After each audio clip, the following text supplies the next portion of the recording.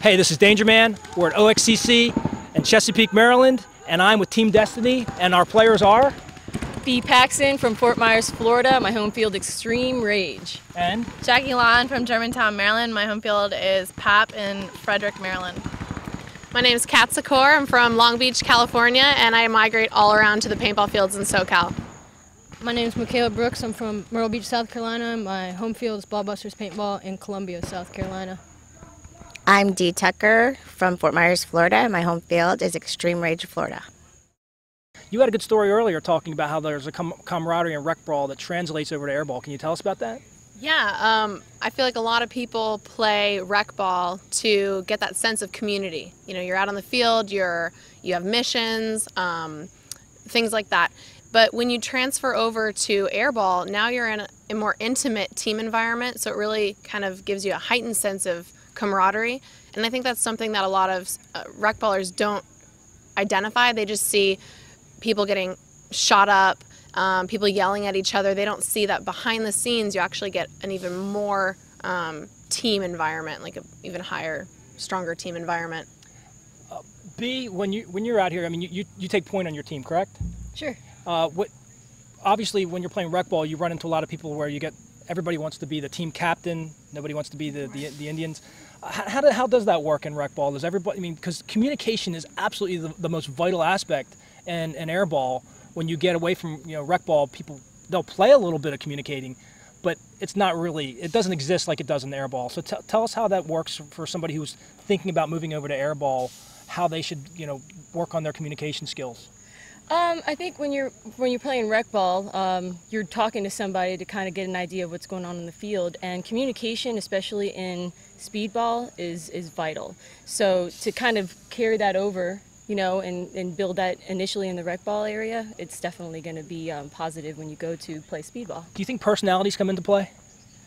Yeah, for the most part, you kind of have to put your ego aside, and I think a lot of the times when you're watching even professional paintball, it's all about statistics and who gets that kill.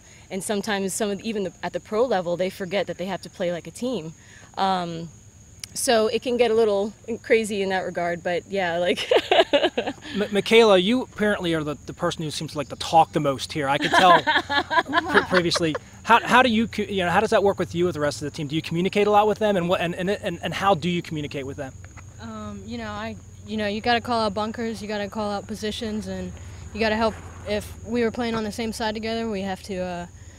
I have to tell her if she can go or if she needs to do something. If she needs to shoot to the left, like I'm quiet, but I still try and communicate out there because I know what I have to say. You seem somewhat introverted. Are you noisy and loud and assertive on the field?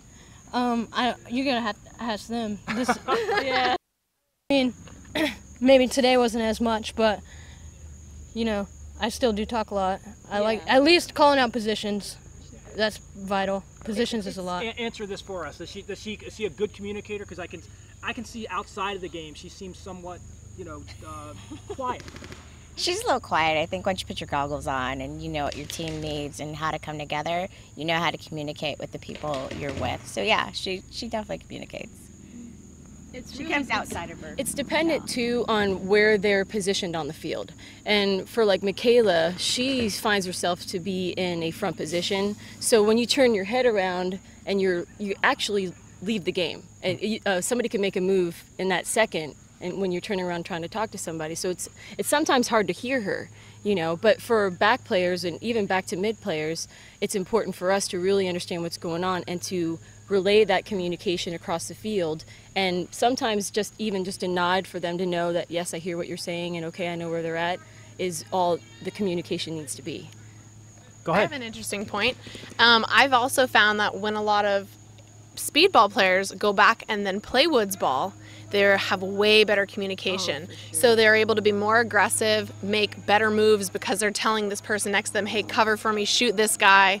And then they're able to make these aggressive moves, get up the, get up the field, I guess, and then kill those other players. Now, a lot of people will give me feedback that have played speedball, and they'll say something to the effect that, oh, hang on, we're gonna take a quick pause here. They're about to start a game.